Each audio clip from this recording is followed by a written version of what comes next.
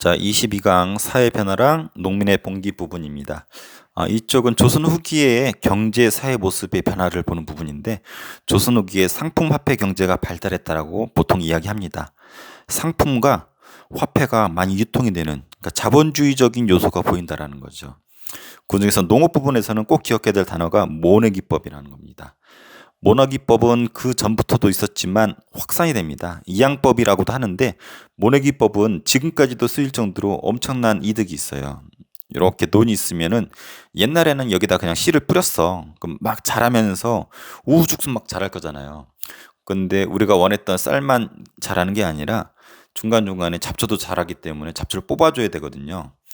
이것을 전문용어로는 김매기라 그러는데, 이 김매기 하는데 노동력이 많이 투자가 되고, 이 잡초 때문에 쌀도 제대로 자라지 못하면서 생산량도 많아지지 않습니다. 그래서 이 이득이 많은 모내기법이 확산이 되는데, 모내기법은 이렇게 조그만 모판이 있으면은 여기다가 쌀을 심습니다. 그래서 여기서 약간 자라요. 자라면은 그것을 여기다가 이식을 하는 거예요. 열을 맞춰서 이렇게. 이것이 모내기법인데, 이게 왜 좋냐면 노동력이 절감이 돼요. 왜냐면은 잡초를 제거할 때 여기 열을 맞춰서 어느 정도 자란 것을 이식을 하잖아요. 그럼 이 중간중간은 잡초가 되잖아. 그래서 잡초를 제거하는데 일손이 적게 들어갑니다. 그러다 보니까 잡초도 잘 제거가 되고 수확량도 많아지게 됩니다. 그리고 무엇보다 벼, 보리, 이모작이 가능해져요. 이게 무슨 말이냐면, 이걸 모판이라고 그러거든요. 모판이 자라는 동안 여기 논이 아무것도 안 심어도 되잖아요. 그러니까 옛날에는 이 모판이 자라는 기간 동안에 여기다 심을 수가 없었는데, 여기다가 쌀을 키워야 됐기 때문에, 근데 모판에서 따로 별도로 키우다 보니까 여기가 비어 있고 여기다가 보리를 심을 수가 있었어요.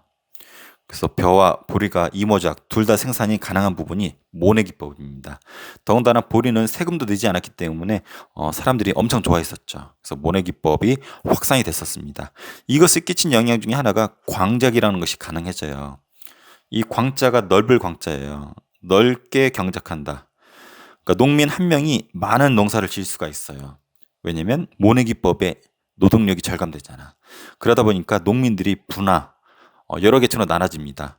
혼자 넓은 광작을 해서 혼자 엄청나게 소득을 거둬들이는 부자 농민들이 생기고, 그래서 혼자 농사 질 수 있으니까 여기서 원래 농사를 하던, 땅 빌려서 농사 짓던 사람들이 쫓겨난단 말이에요. 이 사람들이 갈 데가 없으면, 그러니까 어디 가냐면 도시나 광산이나 항구 같은 포구에 가서 거기서 노동자로 이렇게 전락을 하게 됩니다. 전문 용어로는 임노동자라고 하는데, 지금으로 표현하면 자기의 몸을 파는, 노동력 파는 노가다라고 보면 되겠죠. 그래서 모내기법의 영향으로 이런 영향도 있지만 광작이 가능해지면서 부자 농민과 노동자로 쪼개지게 됩니다. 더군다나 이 노동자들은 여기 도시 광산 포구가 이때 아래 보면 나오지만 많이 개발이 되거든요. 여기에 상업을 발달시키는 주인공들이 되기도 합니다. 또 조선 후기에는 상품 작물이 많이 재배가 됩니다. 상품 작물은 쌀 같은 경우는 보통 자기들이 먹으려고 키웠잖아요. 근데 상품 작물은 내다 팔기 위해서 키우는 작물을 상품 작물이라고 합니다. 이런 것들이 이때 많이 재배가 되면서 시장에서 팔리기 시작하죠. 그리고 외국에서 작물, 특히 일본이나 청 같은 데서 이런 외래 작물들이 들어와서 시장에서 그전에 볼 수 없었던 작물들이 판매가 됩니다. 자, 상업입니다. 발달합니다. 장시, 시장이라고도 하죠. 시장, 그다음에 포구, 항구, 국경지대에서 상업, 무역이 많이 활발히 벌어지게 돼요. 그러다 보니까 돈이 많이 쓰게 되는데 상평통보가 활발하게 유통이 되죠. 이 상평통보가 여기 써 있죠. 우리가 흔히 엽전이라고 부르는 것이 이 상평통보입니다. 아까 모내기법 그림 나와 있죠. 열 맞춰서 모를 이식시키고 있는 모내기법, 이양법이라고 합니다. 이양법. 자, 다양한 상인들이 등장하는데 이 부분은 좀 중요합니다. 구별할 수 있어야 돼요. 시세상인은 앞서 설명했어요. 국가에 필요한 물품을 납품해주는 역할을 하고 있죠. 세금을 내고 국가가 필요한 물품을 독점적으로 납품을 하죠. 얘네는 금난정권이 있다고 그랬었죠. 금난정권 기억나나요? 난전이라고 하는 잡상인들을 금지시키는 권리, 정조가 이거 부분적으로 폐지시키면서 자유로운 상업을 유도했었다고 했죠. 그래서 난전부터 볼게요. 여기 난전. 잡상인이라고 표현할 수 있는데, 난전이 조선 후기 때 성장을 합니다. 금난정권 폐지되기 때문에. 그래서 만상, 내상, 오른쪽 지도에서 볼까요? 만상, 내상. 내상은 일본과 가까이 있기 때문에 일본과 교역을 했었고, 만상은 청나라랑 같이 있었기 때문에 청나라랑 무역을 한 것이 특징입니다. 그래서 의주에서 만상이 활약을 했고, 동래 부산 지역이에요. 내상이 활약을 했었고, 그다음에 송상은 지도에 보면 여기 있어요. 가운데 개성 부분 수도 있었던 거죠. 그래서 내상과 만상 가운데 있죠. 그래서 송상이 가운데에서 중개무역, 중간무역으로 돈을 많이 벌었습니다. 얘네 주력 상품은 인삼 판매예요. 그리고 경강상인은 배를 타고 다녔던 상인입니다.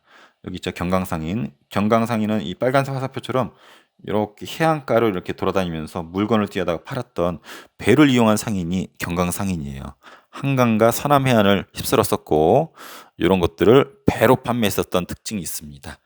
그래서 국경의 만상, 내상, 중간 역할을 했었던 송상, 경강상인, 이런 상인들을 난전이라고 했는데, 예전에 신선상인이 탄압했지만 금난정권이 폐지되면서 난전들이 활발하게 무역을 하는 분위기를 볼 수가 있습니다.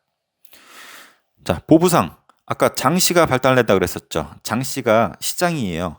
우리 보령에도 5일장 있죠. 그리고 저기 웅천에 가도 5일장이 있어요. 근데 날짜들이 좀 다릅니다. 그래서 보령의 5일장, 예를 들어서 뭐 38장이죠. 3일 8일. 웅천, 예를 들어서 1일 6일. 이렇게 쓰면은 또 여기 뭐 서천, 뭐 2일 7일 이렇게 쓰면 날짜가 다르잖아요. 그럼 보부상이 여기서 물건을 띄다가 여기다 팔고, 여기서 물건을 띄다가 여기서 팔고, 여기서 물건을 띄어서 여기서 팔고, 이렇게 장시를 돌아다니면서 물건을 교류시키는 상인을 보부상이라고 합니다. 그다음 공인도 배웠습니다. 대동법 시행 결과 등장을 하는데, 대동법이 먼저 기억이 나죠. 원래 지방이 특산물을 세금으로 납부를 했었어야 됐는데, 이 공인이라는 상인들이 대동법 결과 등장을 해요. 원래 특산품 납부하던 것을 이제 백성들이 특산품이 아니라 쌀이나 돈으로 국가에다 납품을 했죠. 그럼 국가 입장에서는 필요한 물품, 특산물을 구입하기 위해서 백성들이 낸 쌀이나 돈으로 이 공인한테 줍니다. 그럼 공인은 국가한테 받은 그 돈으로 국가의 필요 물품을 대거 구입을 해서 국가에다 납품을 하게 되죠. 그래서 공인이라고 하는 사람들이 등장하게 되죠. 그리고 객주 여각이라는 것도 등장합니다. 포구는 항구인데 뭐 대천항, 서천항 이런 항구에서 상품을 운송, 매매, 숙박, 금융 등의 업무를 종합적으로 보는 사람들을 객주 여각이라고 합니다. 그래서 이런 상인들 구별할 수 있어야 되고, 도고는 독점적 도매 상인인데 기업으로 치면 재벌이에요. 허생전이라는 소설을 보면 나와 있습니다. 제사상에 올라가는 물건들을 이 사람이 싹쓸이 해요. 그럼 독점을 했기 때문에 재산은 진행되고 물건값이 시중에 돌아다니지 않기 때문에 물건값이 확 폭등하겠죠. 그제서야 올라간 이 물건을 풀어서 돈을 많이 벌게 되는 사람, 독점적 도매 상인이라고 합니다. 그래서 이런 부분 보더라도 수많은 물건들과 수많은 상인들과 돈이 돌아다니죠. 상품화폐 경제가 발달했다라는 거예요. 수공업은 이제 민영 수공업, 집안에서 하는 이런 민영 수공업들이 발달하게 되고, 국가에 세금만 내면 자유롭게 생산할 수 있었어요. 그리고 민영 광업, 광산 개발 같은 경우도 국가에 세금만 내면 누구나 할 수 있었고, 개인적으로. 그리고 공무역 개시, 사무역 후시. 아까 여기 만상에서 국경 지역이잖아요. 여기 후시는 사무역, 개인적으로 무역했었죠. 개시는 공적인 무역, 여기도 개시 후시, 공적으로 무역도 하고 후시라고 해서 개인적으로 무역도 하고, 국경 지역에서 이런 개시 후시도 있었다라는 부분, 그걸 담당했었던 것이 만상, 내상이었다는 부분 정도 기억하면 좋을 것 같습니다. 자, 조선시대는 신분제가 변동이 생깁니다. 조선시대 신분제 이렇게 생겼죠. 근데 보통은 네 신분인데, 제일 위에 양반, 중인, 상민, 천민인데 이것이 변해요. 이렇게 됩니다. 이렇게. 그래서 결론부터 얘기하면 여기 양반의 수가 많아지게 됩니다. 그 이유가 서울도 신분상승 운동을 벌여요. 그리고 상민들, 평민들은 납속죄 공명처벌을 통해서 국가에다 돈만 내면은 신분 상승을 시켜줬어요. 그리고 족보를 위조하는 등 양반들이 많아지게 됩니다. 천민들도 납속책, 국가에다가 곡식을 내면은 상민으로 만들어줬고, 도망가거나 군대에서 공을 세우면은 신분 상승이 가능했었어요. 그러다가 순조 때는 아예 국가의 노비였던 공노비를 해방시키기까지 하고요. 그래서 조선 후기에는 신분이 양반들이 늘어난다라는 거. 여기 공명첩이라고 있어요. 공명첩 있죠? 여기 이름이 비어 있는데, 국가에다가 곡식을 한마디로 돈을 내면은 여기다 자기 이름을 쓸 수 있었고, 관직을 줬어요. 그래서 양반으로 신분이 상승해 합법적으로 가능했는데 이런 것을 공명첩, 그런 납속책 이렇게 부릅니다. 자, 조선 후기의 장시, 시장의 발달한 모습, 보부상의 모습, 장터길, 어떤 시장에다 물건 팔고 빈손으로 가고 있는 모습인 것 같아요. 그래서 개인적으로 뭔가 만들고 있죠. 수공업, 집에서 수공업이 있었고 민영 수공업이 활발하다는 것을 이 그림을 통해서 알 수 있습니다. 자, 조선 후기에는 농민이 반란을 일으킵니다. 우리 앞서 배운 것처럼 세도 정치가 펼쳐져요. 왕이 나이가 어리기 때문에 소수의 가문이 권력을 독점했었고 안동기 씨, 표양조 씨 등이 권력을 독점했었다라는 거. 비변사를 독점하면서 정치를 말아먹었었고 매간 매직을 통해서 관직을 돈을 주고 샀었고 그래서 탄생한 탄간오리가 백성들을 삥뜯었죠. 그래서 삼정의 문란이라고 해서 세 가지로 삥뜯었습니다. 군정, 전정. 전정은 땅에다 매기는 세금인데 여기 보다시피 문서에도 없는 땅이 웬 세금입니까? 그 문서에도 있지 않는 세금을 강제로 물려서 세금을 핑뜯어가요. 군정, 군자 들어가니까 군대에 안 간 대신 낸 세금이에요. 이게 원래 조선시대는 남자들 16세에서 60살까지가 이 군정의 대상이었는데 여기 보는 것처럼 돌아가신 아버지, 죽은 사람한테도 세금을 물렸고 심지어는 어린 아들, 16세가 되지 않은 까난아기한테도 세금을 물렸었다고 합니다. 환곡, 곡식을 빌려주는 건데 여기 한번 볼게요. 강제로 곡식을 빌려주는 게 어디 있어? 그러니까 환곡이라는 것은 원래 좋은 제도예요. 곡식이 없는 사람들한테 곡식을 빌려주고 약간의 이자를 받아서 그 사람들을 구제하는 제도였는데 강제로 곡식을 빌려주는데 제대로 된 곡식도 아니에요. 그래놓고 세금도 보통 여기 한 10분의 1 정도 이자를 붙여서 걷어들이는데 막대하게 몇 배를 수치했었던 문란해졌던 것이 환곡인데 이 세 가지가 문란해지면서 조선 후기에 농민 반란이 일어나게 되는 결정적인 계기가 되죠. 이렇게 살기 어려우니까 정감록 앞서 배웠죠. 정치성을 가진 사람이 나라를 새로 세울 것이라는 여러 사상들이 등장하기 시작했고 천주교가 확산이 됩니다. 처음에는 서학이라 해서 학문으로 들어왔지만 남인들에 의해서 신앙으로서 발전하게 됩니다. 이것이 많이 퍼질 수 있었던 이유는 평등 사상을 가지고 있어요. 하느님 아래 신 이외에는 누구나 평등하다. 그리고 내세 사상, 천국이 있다 등의 사상이 그 당시 살기 어려웠었던 백성들한테 어필을 했었던 것 같습니다. 또 이 서학에 대항해서 동학이라는 것이 생깁니다. 최재우라는 사람이 만들었는데 이 사람은 죽습니다. 왕이 죽여요. 왜냐하면 동학의 교세가 확장이 되니까 불안을 느꼈던 왕이 최재우를 죽여버리죠. 그래서 2대 교주 최시영 때 많이 커지게 되는데 동경대전 용담유 오타네요. 용담유사입니다. 용담유사 유산이 아니고 그래서 이런 뭐 크리스토교로 치면은 성경책이나 찬송가 같은 그런 것들이에요. 그래서 이런 경전들이 만들어지면서 동학이 체계를 갖추고 많이 퍼졌던 것이 2대 교주 때예요. 되게 짬뽕 종교이고 얘네 핵심 교리가 인내천 사상이에요. 이게 무슨 말이냐면 사람이 곧 하늘이다. 너도 하늘이고 나도 하늘이고 쟤도 하늘이고 모든 사람이 하늘이니까 똑같겠죠. 평등하겠죠.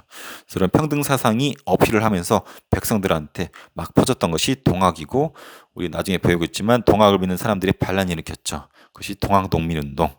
나름대로 의미가 되게 컸었죠. 그래서 천주교나 동학이 퍼지는 상태에서 농민 반란이 일어납니다. 대표적인 것이 홍경래난이에요.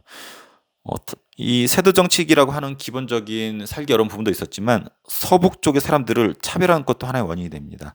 그래서 이쪽 지역에서 일어난 것이 홍경래난인데 이것을 확대한 것이 오른쪽 그림이에요. 서북 쪽이거든요. 이 서북 쪽 지역을 이쪽에 홍경래를 비롯한 농민들이 차지했었고 끝내 진압이 됐죠. 얘네들은 왕따당하고 차별당했어요. 서북 쪽에 있다고 해서 과거 시험에 합격시켜주지도 않고 과거에 합격하더라도 승진에도 제한이 있었고 많은 차별이 있었던 지역이고 그래서 반란을 일으켰었던 홍경래난 꼭 기억을 해두세요. 그리고 임술농민봉기라고 해서 진주에서 반란이 먼저 시작이 돼요. 여기가 진주인데 진주 반란을 시작으로 아래쪽 보이죠? 수많은 곳에서 반란이 터집니다. 전국적으로 반란이 터지는데 이것이 임술련이었어요. 그래서 진주 농민 반란을 시작으로 전국적으로 확산된 이 반란을 임술농민봉기라고 합니다. 그래서 홍경래난과 임술농민봉기 조선 후기의 세도정치 때 일어난 반란이라는 거 꼭 기억해 주기 바랍니다. 동학을 창시했던 최재후 죽임을 당하죠. 자, 신문제 변동 부분인데 이 양반이 비중이 커진다는 내용을 확인할 수가 있습니다. 그래서 왜 양반이 많아지는지 한번 이해를 하면 될 것 같아요. 자, 최종 정리 들어가 볼게요. 조선 후기에는 상품화폐 경제가 발달했습니다. 그 시작을 알리는 것이 농업에서의 원액기법이었어요. 그 영향이 무궁무진했었죠. 노동력이 절감, 수확량이 확대, 임어작이 가능하고 광작이 가능해지면서 농민층이 쪼개졌습니다.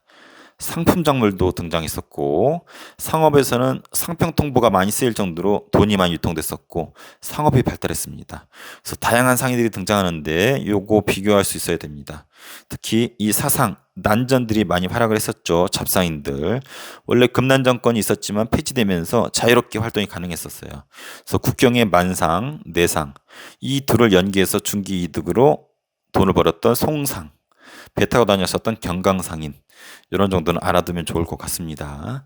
신분제 변동은 조선 후기에 양반의 수가 폭증했다라는 거, 속된 말로 개나 소나 다 양반이 되었다라는 거. 그리고 조선 후기에는 세도 정치가 있으면서 농민 반란이 일어납니다. 세도 정치가 뭔지 배웠어요. 그래서 매간매직 등을 통해서 탐관오리가 등장하고 삼정이 문란하게 운영이 되었었죠. 땅의 매기는 전정 개판이 되고 군대 안간 대신 내는 세금도 개판이 되고 곡식을 빌려주는 좋은 제도였지만 아주 안 좋은 쪽으로 운영이 되고 그래서 이 당시에 살기 어려운 사람들이 정감록을 믿었고 천주교를 믿었고 동학을 믿었고 끝내 반란이 일어나죠. 홍경래난 또 하필이면 서북 쪽에 차별이 있었기 때문에 또 반란이 일어났었고 진주 농민 봉기를 시작으로 전국으로 확산이 된 임술련의 농민 봉기가 있었습니다. 그래서 요 흐름들 특히 조선후기 상업 발달은 요 지도랑 관련지어서 한번 정리를 해보면 좋을 것 같아요. 국경의 만상, 내상, 연계시키는 송상, 배 타고 다녔던 경강상인 이 정도는 알고 있으면 좋을 것 같습니다.